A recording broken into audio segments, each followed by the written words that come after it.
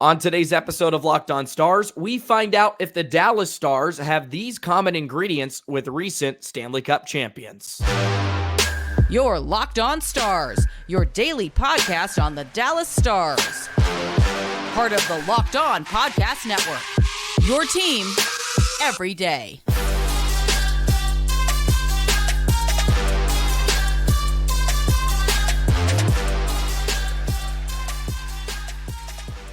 Howdy, Stars fans, and welcome back to another episode of Locked On Stars, part of the Locked On Podcast Network, your team every single day. It's a pleasure to be with you. I'm Joey Erickson, former producer of 105 Through the Fan and play-by-play voice of the Chippewa Steel. Please be sure to subscribe. We are free and available wherever you get your podcast and on YouTube. And as always, thank you so much for making us a part of your day and making us your first listen. Happy Tuesday, Stars fans. I hope your day is getting off to a wonderful start, and welcome back to Locked On Stars, where we cover the best team in the Western Conference. The Stars taking on the Sabers tonight. We'll preview that matchup later on. We'll also talk about Roope Hintz. He gets overshadowed every single year, it feels like. And yes, this is partially my fault, but every year he's one of the best Stars forwards, and he puts up numbers consistently every season, year in and year out. So we're going to highlight Roope Hintz today. We're going to give him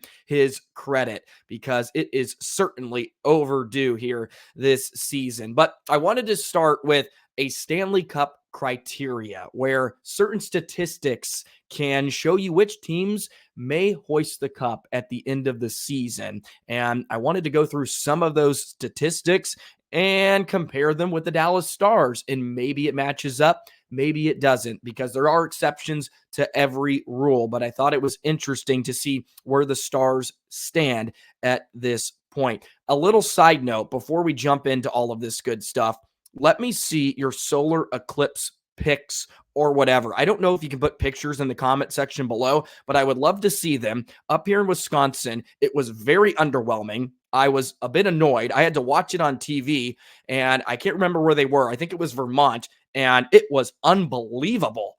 And I felt like I got screwed. I wanted to see the full thing in its beauty. It was really cloudy here too, so I was a bit annoyed with that. So anyways, that's my little diatribe before we get into today's episode. It is brought to you by FanDuel. Make every moment more. Right now, new customers get $150 in bonus bets guaranteed. That's $150 win or lose. Visit FanDuel.com/lockedon to get started. So I stumbled upon this article from dailyfaceoff.com, and it was published a few years ago, but it certainly still holds true, where they look at certain characteristics or stats that correlate with Stanley Cup champions or don't correlate. And I thought it would be interesting to kind of see how some of those numbers compare with the Dallas Stars, and where some categories the Stars don't match up, and if you think they really matter or not. So that's what we're going to do on today's first segment. So it begins with top 10 scores. And of course, the Stars don't have anybody within the top 20 of NHL scoring this season. And they say it does appear at first glance that only 5 of the past 10 Cup winners had one or more players who cracked the top 10 in NHL regular season scoring. And this was published in 2022. So you have to think back in the middle of the 2000s a bit here. But it said it was more like 7 because Patrick Kane missed the last quarter of the regular season. Of course, Nikita Kucherov came back in the playoffs as the Lightning were manipulating the cap there a bit to their advantage. So it was more like 7 of the past 10 Cup winners had a top 10 regular season score. So the correlation is pretty strong there. Of course, the Stars do not have anybody in the top 20. Jason Robertson, of course, leads the way by, what is it now, more than 15 points. He's been fantastic on the season, but Dallas does not have anybody in the upper echelon, but that may be because they are so balanced and they have depth for the first time in a while, where all 4 lines are producing. And that 4th line, frankly, is not your rough and tough type of 4th trio. They can contribute. They have speed and they have some skill with Steele and Smith. And then you add that element of Radek Faksa. So there's the first little correlation statistic for Stanley Cup champions. The next one is a pretty strong correlation, and that is a top 10 goalie. And the reference they used in this one, the criteria was they played at least half the games in the season, and they had a top 10 save percentage. So if you look at top 10 save percentage in the National Hockey League this season, Jake Oettinger is not there. He's all the way at 25 with a .903 save percentage. But hey, looky here. Jake Oettinger has won his last 7 starts, and he continues to get better and look better after every start. Take a look at these numbers. At the beginning of his win streak, goals allowed, 2, 2, 2, 1, 0, 0, and then he gave it 4, of course, a few nights ago against Colorado. So he seems to be trending in the right way. And of course, if you look over the last month, he is top 10 in save percentage. So the Stars haven't had Jake Oettinger at his best, but I have to believe if Otter plays this way consistently in the playoffs, he's a top 10 goaltender in the National Hockey League. I think he's a top 5 when he's playing in between the pipes at an elite level. So I think the Stars are in pretty good hands if Jake Oettinger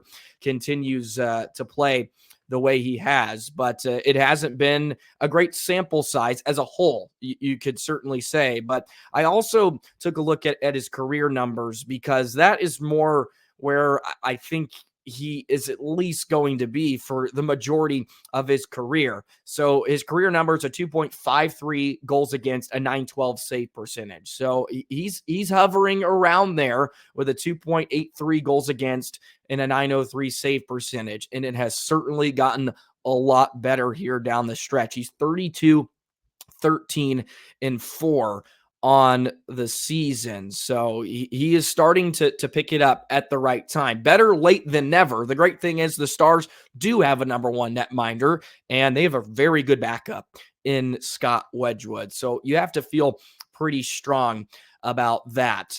The other one that I thought was pretty interesting was the Corsi for percentage, right? The possession numbers, especially at 5-on-5. And a lot of Stanley Cup champions rank somewhere in the top 10 of Corsi for percentage. And this lumps in, of course, shot attempts and all that good stuff. So really heavy possession teams. There were a few teams that didn't have that.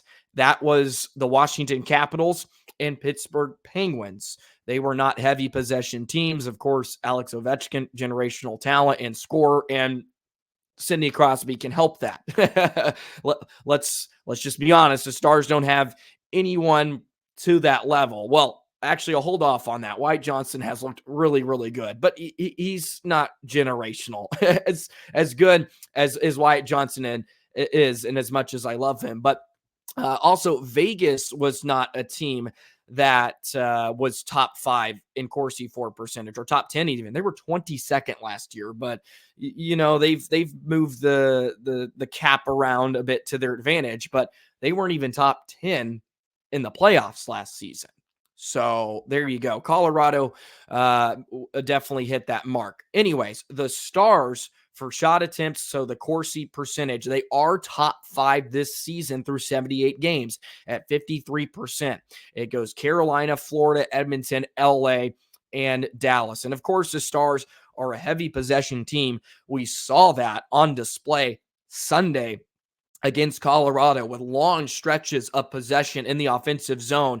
And they love to create off their cycle, and they love to create by getting pucks in deep, going on the forecheck, winning battles, wearing teams down, get the pucks to the point, get them through, and create offense from there. And it's a very strong correlation for teams that rank high in Corsi for percentage and winning the Stanley Cup. So that is a very good mark for the Stars to be in. Also, you look at things like goals against and goals per game. Look out, but the Stars are now top 10 in the NHL in goals against. They were hovering around middle of the pack for the majority of the season, but you bring in Tanev and the defense has gotten a lot better. And Dallas is at 10th now at 2.88 goals allowed. A top 3 offense in the National Hockey League, 3.68 goals per game. So those are two that you can check off. And the Stars also had these numbers last year. The power play, which has been on a roll, is up to 5th at 24%. The PK is really good as well. It's top 10 at 81%. It was also interesting in terms of power play and PK. Power play had a very weak correlation to Stanley Cup champions. It really showed that it didn't really matter, or it was more about when you score. It of course, is kind of how you do in the playoffs more than your regular season numbers, because things like that can flip, and who knows what team you run into and how good they are on the PK. Look at the Wild series last year, and the Stars just obliterated them. Weren't they like almost 50%? It was insane what they did to the Wild. But PK, that did have a very strong correlation. So most teams that won a Stanley Cup in the last decade or so are very, very good. Very, very good in terms of the PK numbers. So there you go. Those are just some numbers I kind of wanted to throw out there. An article I stumbled across, and I thought it was interesting just to kind of compare. And of course, there's exceptions to every rule. And you look at LA, who of course just had a number 1 netminder, and they were pretty deep. Look, they were veteran heavy, but they were an 8 seed that came in and of course lit the world on fire. And Washington was a real team that kind of was an exception to a lot of rules during their run. Of course, they played Vegas in the Stanley Cup final that year. So there you go. A few things for you to chew on as you think about the Dallas Stars as they gear up for their Stanley Cup playoff run. Boy, I am hyped, man. Just, what is it, 5 more games remain, or is it 4? I don't even know. I'm just ready for the playoffs to start. I am ready for the playoffs to start. Okay, let's segue in to Roope Hintz. Roope Hintz continues to just be Roope Hintz. And I haven't given him his flowers in a while, so we're going to do that. And we're going to do that in just a moment. Today's episode of Locked On Stars is brought to you by FanDuel. It's playoff time in the NBA and the NHL. Baseball's in full swing, and FanDuel is your place to bet on every game. And right now, new customers get $150 in bonus bets guaranteed. That's a $150 win or lose. Go ahead, get your smartphone out, go to the Apple Store, go to the Google Play Store, and download FanDuel.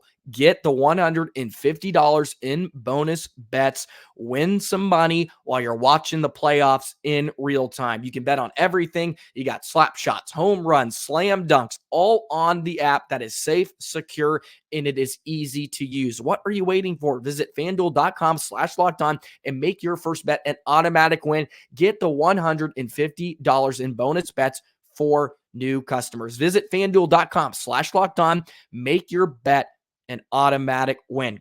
Go ahead, download the app, get it on your smartphone. It takes 30 seconds, and enjoy some playoff hockey, some NBA playoffs, some baseball, you name it, they have it. Enjoy it. FanDuel.com/lockedon. FanDuel, America's #1 sports book. So Roope Hintz, with his tally last night, has reached the 30-goal mark for the 3rd straight season. And I love the goals he scored in the last 2 games. Him just galloping down the middle of the rink. You had Miro, who put it right on his tape in Chicago. And then it was the give and go with Pavelski on the power play against Colorado.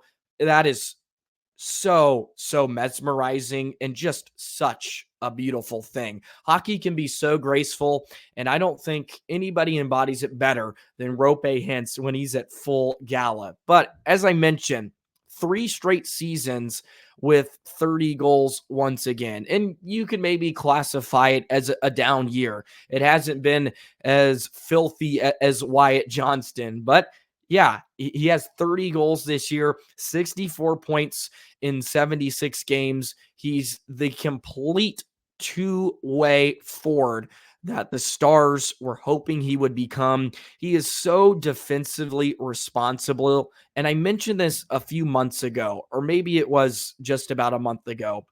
How many times with the way the Stars play defense, they do swarm, but they play man on man mostly in the defensive zone. So that does cause a lot of forwards to have to box out in front of Otter when defensemen are up high defending wings or defending a center. So the Stars center icemen especially are tasked with having to do a lot of hard work in front of their own net. And how many times he just completely erases another player in front of his own net. He never loses a net front battle. His stick is always in the right position. His body is always in the right position. And he just rarely gets beat in front of that little 5-foot circle around the blue paint. And that is just what makes him such an excellent player on top of all the offensive qualities he provides and just how silky he is. He's only taken 22 penalty minutes this year. He's a plus 25, and he's had to deal with different partners this season. They've changed up the lines. He's mainly stayed with Robertson, but he has definitely seen a few different line mates here over this season. He finished 11th in the Selke voting last year. I don't know how he doesn't finish in the top 10, but he gets overshadowed just all the time. And I feel like I haven't given him his flowers here as of late with all the Johnston and Benn talk, who rightfully so deserve some credit too with the way they have been playing. But Roope Hintz is having another fantastic year. His career high is 37 goals. He probably won't get there unless he goes on a complete tear here in the last few games, but I wouldn't put it past him. He's got 8 power play goals here on the year. His career high is 9, and he's got 3 shorthanded goals. One more of those, and he would have a career high in that number. And that's just another facet of his game. He is such a great penalty killer because he wins draws. He is really aggressive. I love when him or Johnston are the pair out and they get the puck, and you can feel sometimes the defense is trembling like, are they going to do it again? But he's been excellent here as of late. He has 6 points in his last 5 games. He had a 3-point night against Vancouver in that big victory for the Stars, but back-to-back games with a goal. Look at his face-off percentage this season, 55%. That's a career high. He was 52% a season ago. So he's been even better in the dots. And look at his shooting percentage, 16%. That's pretty elite. He was at a 20% clip last year, but he's taken less shots, 177 shots on goal this year.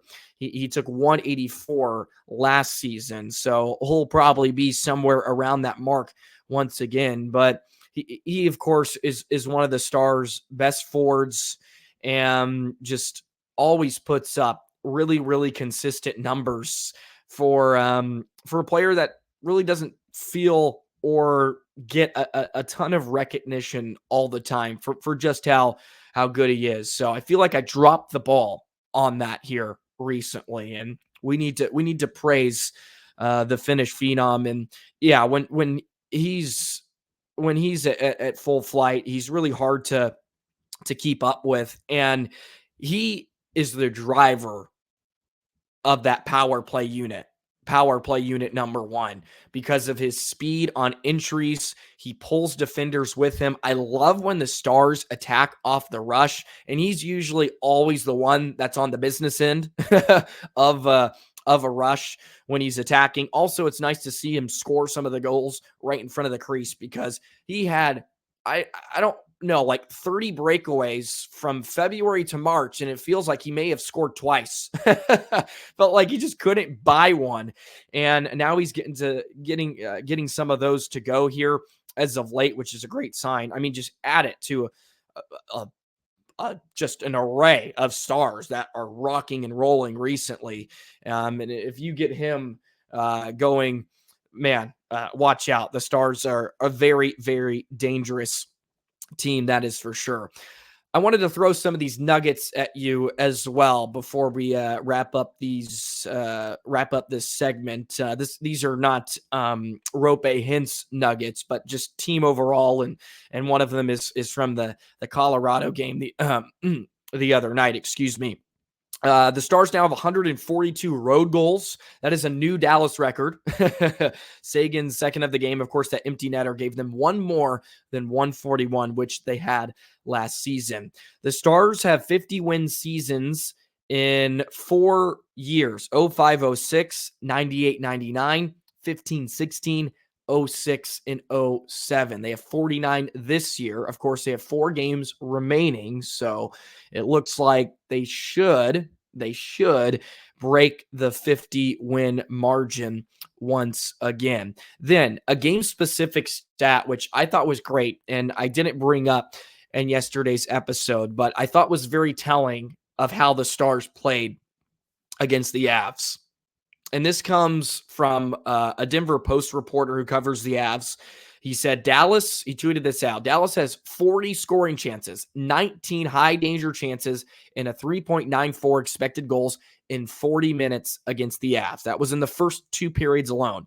The most Colorado had allowed in a game that season was 44 scoring chances and 22 high danger chances. And Colorado's puck management certainly fueled that a bit, but Dallas was really, really good in that game. So I think that just shows you how dominant the Stars were for some stretches of that game. It was a back and forth affair. So fun. Just 2 elite teams that, let's face it, are probably going to meet at some point in the Western Conference playoffs. At least you would think so if they're able to get out of the first few rounds. So how about that for the Stars? And how about Roope Hintz? Another 30-goal season, 3 straight years for the Finnish forward. All righty, let's go ahead. Break down tonight's contest. The Buffalo Sabres against the Dallas Stars. We'll preview that in just a moment. Today's episode of Locked On Stars is brought to you by Sleeper. We're gearing up for the playoffs, Stars fans, and yes, Dallas is the number 1 team in the Western Conference, but I want to remind you, you can win big by playing daily fantasy hockey on Sleeper, the official daily fantasy app of the Locked On NHL Network. Sleeper is our number 1 choice for daily fantasy sports and especially daily fantasy hockey, because with Sleeper, you can win 100 times your cash in daily fantasy hockey contests. All you have to do is pick more or less for certain projections for things like goals, assists, saves. So go ahead, pick the studs in the National Hockey League, the Crosbys, the Ovechkins, the McKinnons, the Jake Oettingers with the way he's playing as of late. And you can win 100 times your bet if you correctly predict the outcome of 8-player stats. You heard me, Stars fans. 100 times your bet on Sleeper. So start paying attention, nail those picks, and you can start winning big. By the way, you can use promo code LOCKEDONNHL, and you'll get up to $100 match on your first deposit. Terms and conditions apply. That's code LOCKEDONNHL. See Sleeper's terms of use for details and location availability. Hey, be sure to check out Locked On Sports Today, the first ever national sports 24/7 streaming channel. It has all the biggest sports stories every single day. It's on YouTube, also on the free Amazon Fire TV channels app. You can follow Locked On Stars as well, which is on YouTube. Hit that notification bell, hit that subscribe button. Be sure to comment below, drop a like. We much, much appreciate it. You can follow me on Twitter too, Joey the Jet 19. Follow Locked On Stars on Twitter and get anything you want wherever. Having a blast here down the stretch. And Dallas is going to try to keep it going here tonight against the Buffalo Sabres. It's been a bit since the Stars and Sabres have met. And if you remember, it was the first game coming out of the All-Star break, and Dallas got outplayed, completely outplayed, and it was the Jake Oettinger show. He made 47 saves. 47 saves against Buffalo, and Dallas was able to win 2-1 in Buffalo. So it was the Jake Oettinger show. Duchesne got a power play goal in that one, and then Sam Steele with the GWG in that one. A lot of power plays, 9 total in the game. Stars went 1 for 5. The Buffalo goal was on the power play too, and they went 1 for 4. But Stars got outshot. Look at this. First period 16-8. Second period 16-4. My goodness, they got ran around the building there for a bit. But we can hope for a much better night here in Dallas. Tage Thompson has been on fire, by the way. Of course, he's a young stud for the Sabres. 10 points in his last 5.